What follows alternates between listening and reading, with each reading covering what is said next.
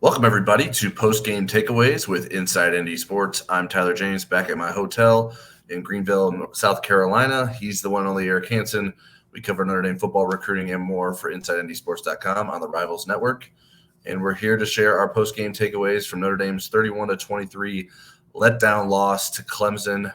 Eric, we haven't talked about where we want to start this, but I have to imagine it's on the offensive side of the ball. Yeah, and my biggest takeaway is yuck.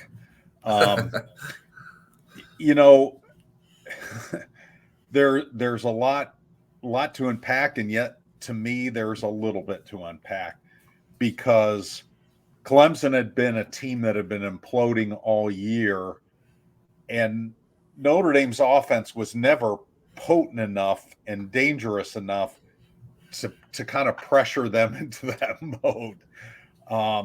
Now the direction I went was I am at the point I've kind of reserved judgment largely on Gerad Parker and this experiment of having him be a coordinator at Notre Dame with very little play calling experience. And I do think that there's nothing that can happen in these last two games that's going to push me away from the thought that Marcus really needs to take a good hard look at this and see if a change is warranted even after just one season.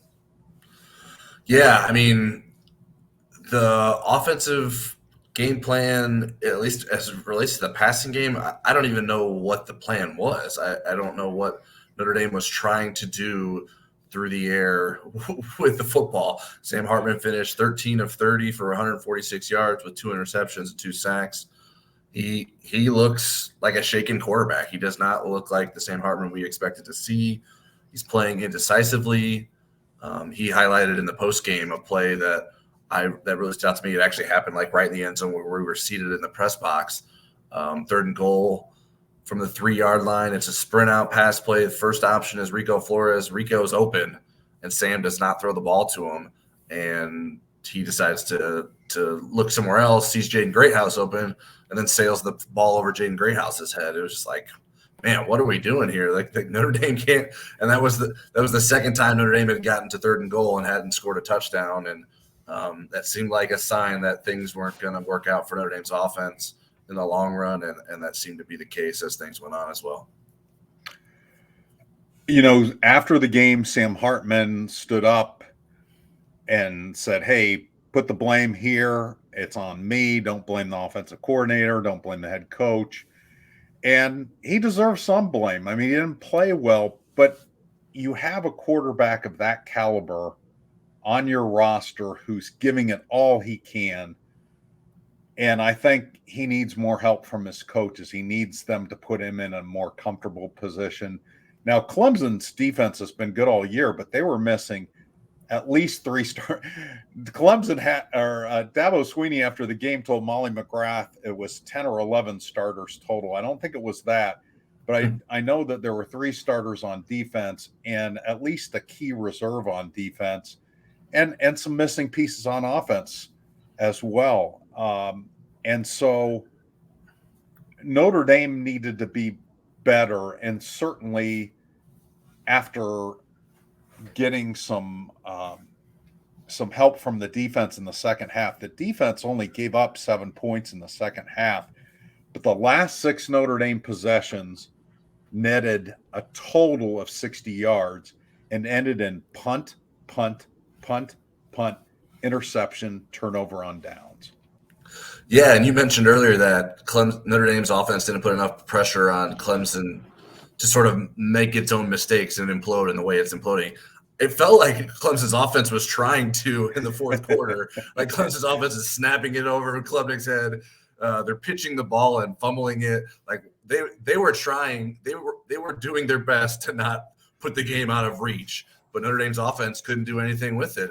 Notre Dame's defense kept the Irish in the game. It wasn't the best performance from Notre Dame's defense, but certainly got them back in the game with the Xavier Watts interception early in the second half. And that kept it within arm's length. The part that stunk is that for Notre Dame, they gave up a touchdown drive soon after that, and then that put it back to 2 scores. Sam Hartman responds, but then just couldn't get it past the 1-score deficit. So Clemson seemed like part of its identity was like coming back to the surface, like, hey, we like to mess things up. But Notre Dame was not willing to sort of take advantage of that and had its own mistakes. And really, that was a game that Notre Dame very well could have run if it had an offense that was dependable in any marginal way. And I want to reinforce, I mean, I normally am not somebody that's really quick to go and advocate for a change of a coordinator. I was with Brian Van Gorder, although I waited until after year 2, even maybe during year 2 of his regime. But here's my reasoning for it. You know, I think what Gerad Parker's going through is kind of a normal evolution of an offensive coordinator and offensive play caller. But Notre Dame deserves somebody that's further along in their evolution than that, somebody that's not going through that growth stage. You know, unless he was a prodigy and could do it, and some coordinators can. But I think this is the wrong place to test that out, especially with a head coach that doesn't have offensive experience, where he's not really a backstop that can, you know, help plug in some of the gaps until that offensive player caller gets going. And so, you know, I think Notre Dame has squandered the year of Sam Hartman, and they need to, with whoever's going to be the quarterback next year, be in a much better situation. Now, did Notre Dame have some obstacles to overcome on offense? Yeah, they were down to their third string center at one point, and Ashton Craig because of injuries. They battled some injuries at wide receiver. They lost their very dependable tight end in Mitchell Evans last week. And yet you have allegedly 2 of the best tackles in the country, at least from a talent standpoint. You have all these high pedigreed recruits. And, you know, Clemson did more with less on their side of the ball offensively in terms of taking advantage of things. Now, they didn't have a ton of yards either, but they were able to execute, I think, their game plan better, even with the high snap and the weird pitch and stuff. I just think that Marcus needs to take a real good look at it, and people are frustrated. And again, Clemson, Wake Forest, and Stanford aren't good enough defenses to show that you're making progress anyways. And at this point, it's the difference between the Pop-Tarts Bowl and the ReliaQuest Bowl. So what are you really getting yourself? Well, I'm very pro ReliaQuest over Pop-Tarts personally, but as soon as I can figure out what a ReliaQuest is. The offensive issues, I mean, there was plenty of blame to go around. I think the pass protection struggled on the road again. I don't think that's Blake a coincidence. Fisher. Yeah, you mentioned Notre Dame has 2 of the best tackles in the country. Like, we got to stop saying that. Blake Fisher is not in that category. I know he was a 5-star recruit, but he is not playing like that, and he does not belong in the same sentence as one of the best tackles in the country, like Joe Alt. Like, they're not the same tier right now. I'll tell that to the announcing team because they said it too. The six hurries in addition to the 2 sacks. The running backs were blowing blitz assignments, just whiffing on guys. Both Jabron Payne, who that's like supposed to be his specialty as the third down back, to be able to pick some of those guys up, and then they take him out. Audric Estime does the same thing. It was like, man, they just can't buy someone to execute or someone to figure out what needs to be done here and figure out a plan. And it just was falling apart at the seams, and felt like a real nadir for this offense. Like, what can it get worse than this? Like, I don't know. It was brutal.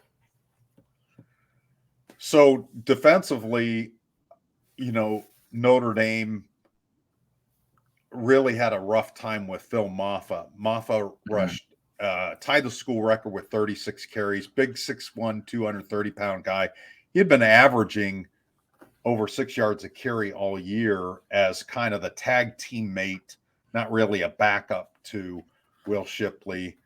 But, I mean, that was impressive. They they rotated a back in maybe one series. Isn't that right, Tyler? Thomas came in for Yeah, one series. I think so. I think Moffitt finished with 36 carries. You don't see Right. that in So college football very often. so Notre Dame had a lot of trouble with him, had trouble with the initial contact. There were some missed tackles where they could have gotten Clemson behind the chains. I thought their pass defense was pretty good. Cade Klubnik didn't have a very good day. And again, Clemson could have put this away with a field goal. And every time that, because there was a field position battle, Notre Dame would get it inside the 10, then kick it to like midfield, then inside the 10, kick it to midfield. And they kept Clemson even out of their 70-yard field goal range or whatever the guy makes in practice. And, Xavier Watts sets them up on the 2-yard line with one of the two scoring drives. The other drive was actually a real drive, the other touchdown drive, 67 yards. But again, there were 3 first-half field goals, and Notre Dame should have at least converted one of those, if not more, to touchdowns. And that's really where they got in the hole. It was 24-6 after Jeremiah Trotter's pick 6 midway through the second quarter. And that was for that offense. I mean, the paper cut offense, that was too big of a hole. Yeah, I think we can't end this without mentioning the special teams as well. Yep. They became a vulnerability rather than a strength. In the last couple of games, the special teams have been making plays, and then that evaporated today. They were not making a difference in a positive way. Chris Tyree muffs a punt return, sets up Clemson for a field goal. I mean, kudos to Notre Dame's defense for holding Clemson to a field goal in that situation. But it almost felt like you were holding your breath every time Clemson was returning punts as well. They were making things interesting there. At least Spencer Schrader was accurate, but the special teams just was not enough and not what you want from your units in a road game when you need to be sharp with everything. The special teams just weren't what they needed to be. One thing, I don't think it came up in the press conference, that all the questions sounded like Charlie Brown's teacher was asking them, so you couldn't really tell. And the answers were fairly repetitive. But nobody asked about Jaden Thomas, and I know the questions were limited, but I don't think he ever got off the sideline today. I don't recall ever seeing him. I was looking for him. I noticed in warmups he wasn't doing stuff with the team when they were doing their brief little scrimmage plays that shows them. He was dressed, but I imagine that hamstring has caused an issue for him once again. That was – we know that's limiting Notre Dame's offense, but these aren't new developments now at this point. Notre Dame knows what it has available to it. You got to scheme some things up, and they're not doing that. Sam Hartman doesn't have the confidence to make some throws. There's guys that just aren't making enough plays at the receiver position, and I don't know. It looks a little hopeless. You feel I don't know what to expect after the bye. I don't think Notre Dame's going to play that poorly again on offense, but I don't know what's going to be different. Obviously the defenses are going to be different, but that's not good enough. Gerad Parker has talked about, we've struggled on offense, but we've also played against good defenses. It's well, yes, but this is Notre Dame. You got to beat good defenses from time to time, and at least come for some draws from time to time. Notre Dame is getting beaten into submission on the offensive side of the ball, and that cannot happen. And that's how Notre Dame can't come out of Clemson with a victory, even though Clemson is down guys and not the typical Clemson this season. Okay, I got 2 questions for you before we wrap it up. One is, what do you envision as the best case scenario for this season to go into the offseason? What do you want to see from this team in the 2 regular season games and in the bowl game? I would say some offensive creativity of some kind. Some of those receivers making plays, like Hartman just letting it rip. I know some fans will want, it's time to play Steve Angeli. You got to figure out what you have for next year. And I don't know that Notre Dame can do that. And if he plays well in these last 2 games, is that really going to sway Notre Dame's opinion to not go back to the transfer portal market? Marcus Freeman needs to win games. He can't afford to keep losing games. And you need, especially if Gerad Parker is going to be brought back as offensive coordinator, you need to see something in these last couple of games, even against worse defenses, that are like, okay, we understand what is happening here. Here is development and growth within the offense. This is why this is working better. Maybe this can carry over into next season, even if your personnel is different at quarterback and other spots. So I guess that's the best case scenario. It seems kind of bleak. I think the hope would be you get into for instance, the ReliaQuest Bowl, and you get a good opponent that you can really measure yourself against. But I mean, obviously, you need to win these last 2 games in the regular season, and you would prefer to not do that by a field goal margin or in a defensive battle. You need to put points on the board with your offense and show some capability to finding answers on the problems that seem to persist with this offense. Okay, my last question then is, what is your confidence level that Marcus Freeman is going to figure all of this out in the offseason? Oh, wow. I know, good, tough questions. Yeah. I mean, it's a good time for your Wi-Fi to cut out. Right. Yeah. Help me out, Hilton. A 7, out of 10. I don't know. I feel like there's been signs of progress.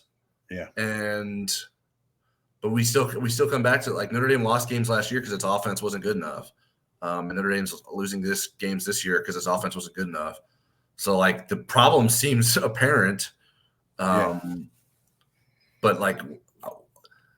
who is the person that can get it on track? I don't know that Marcus Freeman is that person. And so how does he figure out who needs to help him in those areas, and what does he do? I mean, obviously, we started the show, the possibility of bringing in someone else to call plays is there. You're going to need to go out and get another good quarterback unless Steve Angeli really is the answer. I've been more impressed with Angeli this season than I expected, but I still don't think that necessarily solves your problems.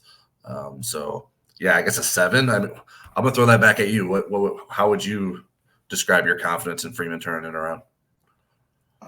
I say an 8 because I think there's a lot of the more difficult things about being a head coach that he's kind of learned and put front and center. It's some of the perplexing things. And again, you get into loyalty with coaches. I mean, this is a guy, Parker, that he knew. I'm not saying that he's hiring buddies. I'm saying that sometimes familiarity, you're a new head coach. You want somebody that has your back. You want somebody you've been in the trenches with before. And maybe that works when you're at Eastern Michigan, but not at Notre Dame, where you need to go out and get the best. I think one of the best things that Brian Kelly did after the bad learning season of 2016 was going out and getting Mike Elko. Now, it could have been somebody that he had previously worked with or knew that was really good, but he went out and said, you know what, I'm going to go get the best up-and-coming defensive coordinator who's got a long proven track record. And I think was the key to Notre Dame's renaissance at the end of the Brian Kelly era, where they had all kinds of good statistics and they got into the college football playoff twice. Even though Mike Elko was only there 1 year, he brought Clark Lee with him, who was outstanding, who gave you 3 really good years. And Clark's success helps you land Marcus Freeman as defensive coordinator. So there are a lot of things to build upon. So I like how open-minded Marcus Freeman is. I don't know that he dig his heels in, but I don't know that he that's a difficult thing to demote Parker or to make a change there. But I think it's something that seems like it has to happen this offseason. All right. Well, that'll do it for our post-game takeaways. Make sure you check out the rest of our post-game coverage over on InsideNDSports.com. If you're not a subscriber to the site, you can use the promo code NDYT to sign up for a 30-day free trial. You can look for the link to that in the video description below. And we are heading into another bye week, but we will be back Monday night at 7 Eastern where football never sleeps as usual, and hope you find something to make you smile on Sunday.